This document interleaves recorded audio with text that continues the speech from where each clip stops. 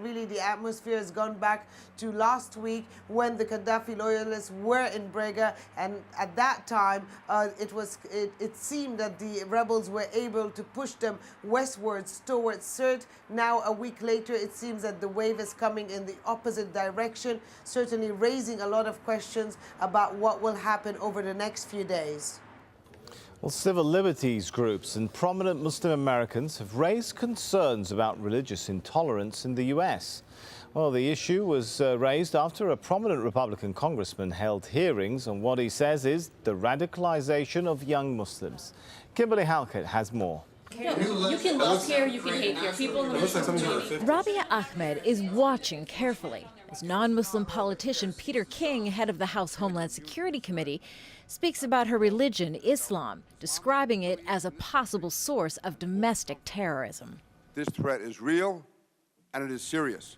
But not all committee members agree and say Islam is just misunderstood. They were moved to tears when Keith Ellison, one of only 2 Muslim members of Congress, shared a story about a Muslim first responder who died on 9/11.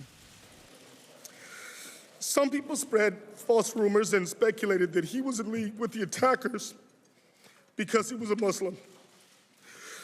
But it was only when his remains were identified that these lies were exposed. The Muslim community also worries the hearing itself lends credibility to unsubstantiated claims King's made about American Muslims, including his view more than 80% of U.S. mosques are tainted by radicals. To say that this is a mainstream element in all of the mosques is absolute twaddle. It just doesn't exist. Muslim America's biggest challenge, both inside and outside the community, seems to be a lack of understanding about the true source of radicalization and what to do about it. But instead of providing answers, Ahmed says King's hearing has made that problem worse.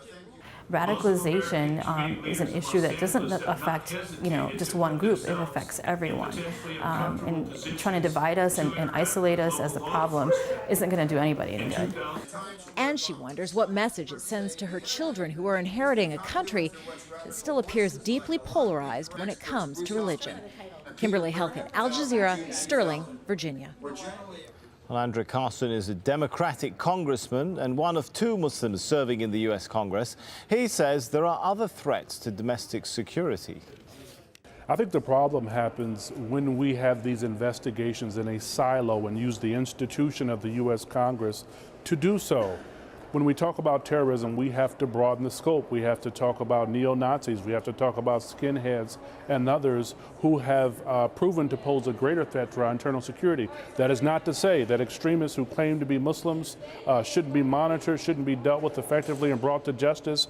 But my hope is that we broaden the scope and include all terroristic activity and not just limit it to so-called Muslims. Congress is a great start, but we have to broaden the scope. A study was released not too long ago that listed so-called Islamic jihadists at a distant 11 behind the Ku Klux Klan, behind neo-Nazi groups, behind anti-immigration groups, behind other groups. And so my concern is that the American people will be misinformed, and we will exacerbate existing tensions and hostilities in this country against Muslims. It's unacceptable, and we have to speak out on it as people of goodwill. Given our economic downturn, there are Muslims who are putting Americans back to work. Given our worsening health condition, there are Muslim physicians in our major hospitals who are helping fellow Americans. And so Muslims are making a great contribution. We can't isolate Muslims. We need the help of Muslims to win the war against terrorism in the United States. Well, Alassane Ouattara says the African Union has endorsed him as the rightful leader of Côte d'Ivoire. He made the declaration at an African Union summit taking place in Ethiopia. It's the first time Ouattara has left Côte d'Ivoire since the political standoff began. The incumbent president, Laurent Gbagbo, has imposed a no-fly zone, but the UN vowed to ignore the order and continue its flights. Well, Côte d'Ivoire's economy is suffering heavily from the deadlock, in particular the lucrative cocoa industry. Mohamed Adao has more on that. The Côte d'Ivoire's economy largely depends on its cocoa crop. But the farmers who will soon be gathering that precious harvest say they're now victims of the political battle engulfing their country.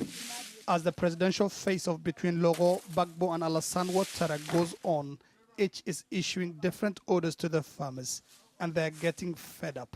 Life is becoming more and more miserable for us farmers.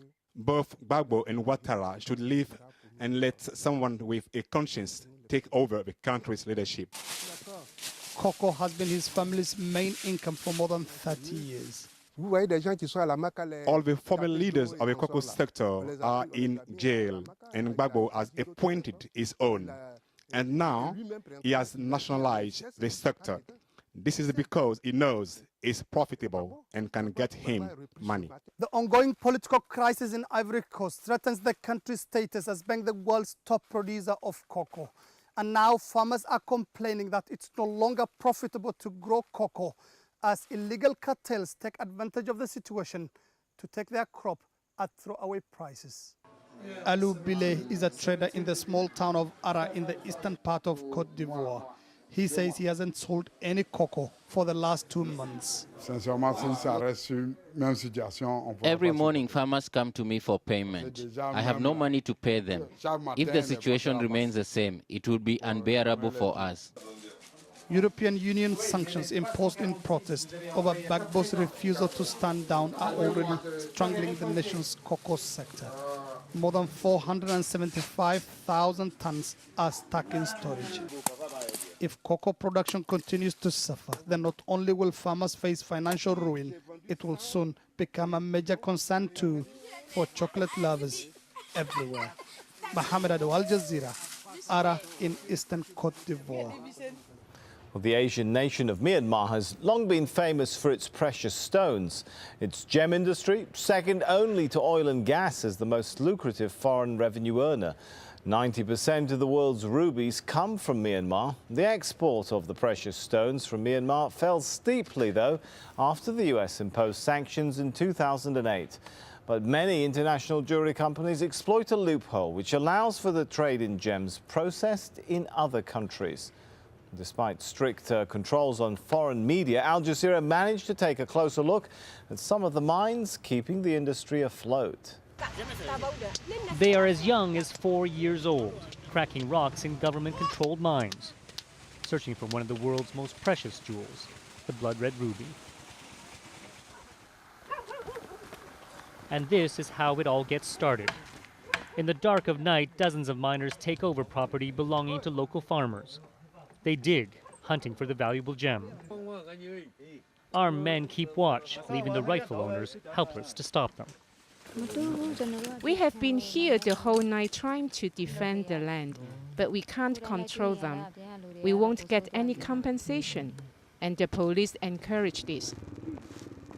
Supervising the operation is the local police chief and his army counterpart. Once rubies are found, the land is officially claimed by the state. We filmed the operation secretly, as foreigners are forbidden from visiting the area. The entire region of Mogok is off limits to outsiders. Its mines provide 90% of the world's ruby supply, and the government wields complete control.